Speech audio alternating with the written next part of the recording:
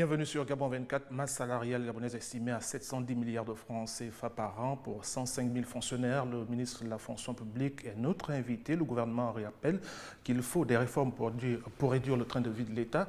Ali Akbar Onanga, bonjour. Bonjour. Pour vous interroger ce soir, Louis-Philippe Badinga, rédacteur en chef de Gabon 24. Louis-Philippe, bonjour. Bonjour Ismaël. On va commencer tout de suite d'entre deux jeux. On est dans le débat portant réduction du train de vie de l'État. Monsieur le ministre de la fonction publique, quelle est la méthode choisie par votre département ministériel pour asseoir cette décision de l'exécutif? Je remercie M. Ismaël Obiang de me donner la parole pour, à mon tour, comme un certain nombre de mes collègues, apporter quelques explications. En effet, comme vous l'avez dit dès le départ, le gouvernement a décidé donc de prendre un certain nombre de mesures afin de réduire le train de vie de l'État.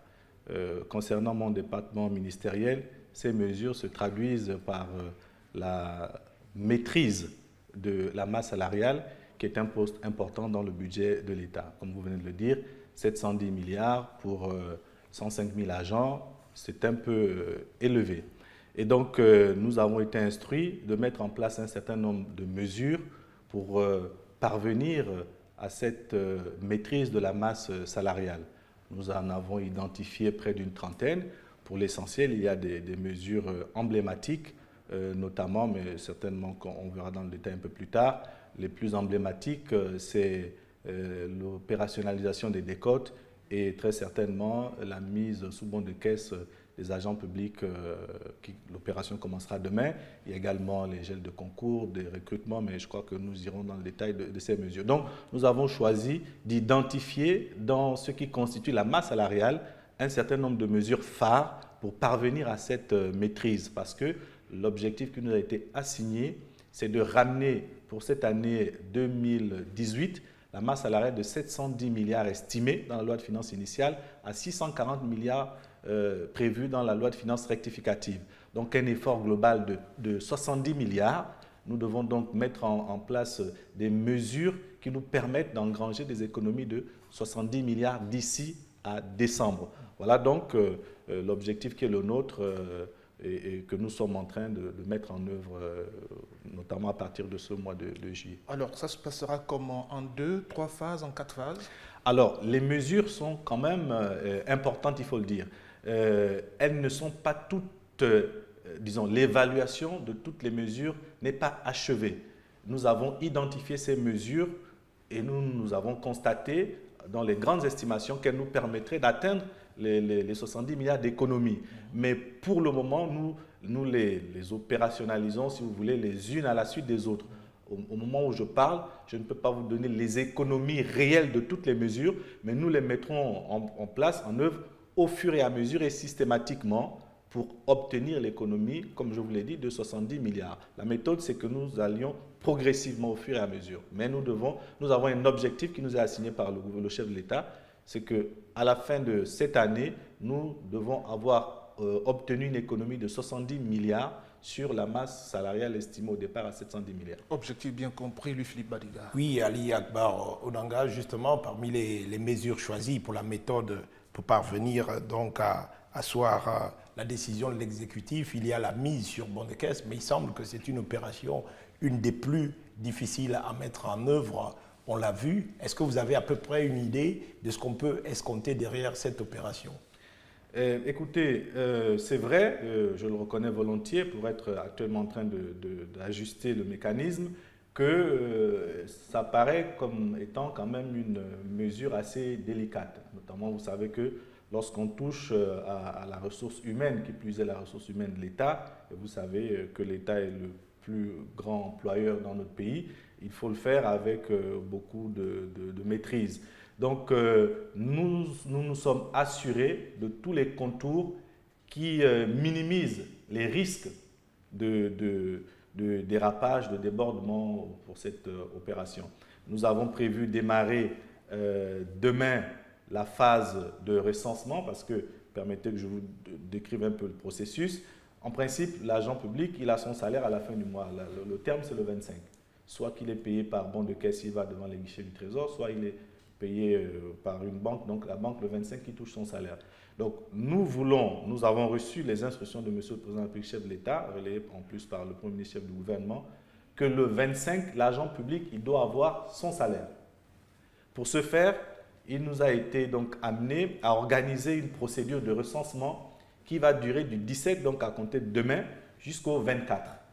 Cette procédure de recensement nous permet simplement de vérifier la présence effective de l'agent à son poste.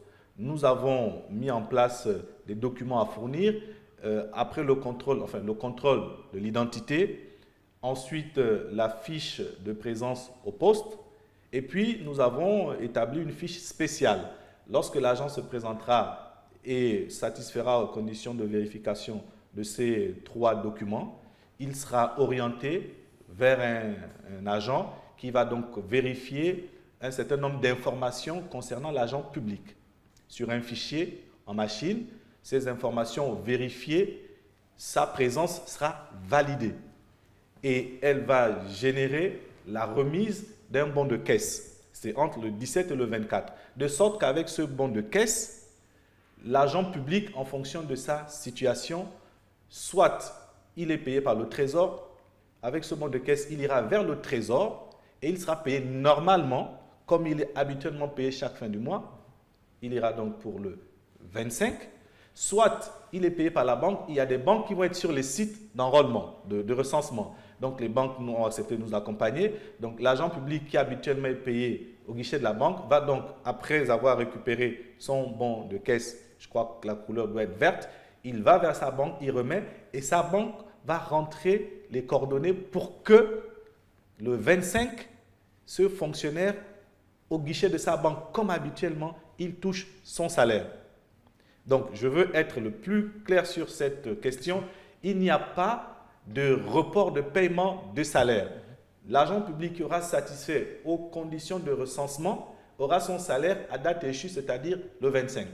Voilà ce qui est prévu pour se passer. Oui, cette précision était de taille parce qu'il s'est dit beaucoup de choses sur les réseaux sociaux actuellement. Est-ce que certaines se posent la question de savoir si les fonctionnaires seront payés le même jour? Est-ce que, par exemple, Monsieur le ministre, les retardataires pourraient se rattraper?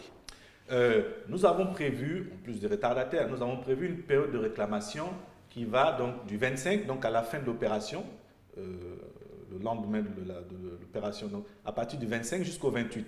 Cette période nous permettra donc de gérer ces cas et les retardataires et un certain nombre de cas de réclamation. Là, j'ai un qui me vient à l'esprit, puisque en conseil inter ce matin, ma collègue de l'Éducation nationale a soulevé le cas. C'est le cas des enseignants qui normalement sont à l'estuaire, mais qui actuellement pour des raisons d'examen se trouvent à l'intérieur du pays. Évidemment, les examens n'étant pas terminés, ces enseignants ne vont pas revenir pour satisfaire aux conditions de recensement. Donc là, mon collègue du budget et moi-même avons instruit les équipes pour qu'on nous dise rapidement comment ces cas peuvent être gérés. Donc, au-delà, comme en toute situation, au-delà du cas du principe du recensement qui va avoir lieu du 17 au 24, eh bien, nous tiendrons compte, lorsque c'est avéré, des cas qui sont réguliers, légitimes, pour pouvoir les traiter afin que, le plus rapidement possible, l'agent public puisse avoir son salaire. Ça, je peux être rassurant là-dessus. Donc tout le monde sera payé le même jour, sauf les cas des retardataires. Tous les agents publics qui vont satisfaire aux conditions de recensement et ceux dont les situations de non-présence sont légitimes auront, je l'affirme ici, leur salaire à date échue. Louis-Philippe? Oui, Monsieur le ministre, justement, pourquoi n'avoir pas, on va dire, tenu compte simplement des directions centrales des ressources humaines qui existent dans les ministères pour mener cette opération, quand on voit un peu le charivari et les mouvements causés, notamment à partir d'aujourd'hui, par cette mise sur bon de caisse. Est-ce que vous les avez impliqués, ces directions?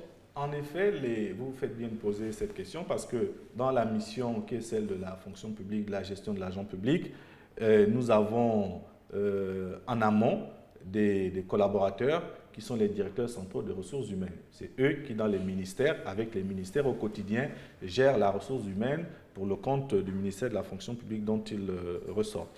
Alors, dans cette opération, ils sont bien associés, puisque dans la fiche spéciale, l'attestation spéciale de présence au poste, il y a 3 signatures. Il y a celle du supérieur hiérarchique de l'agent et il y a celle du directeur central des ressources humaines, en plus de celle du secrétaire général du ministère utilisateur.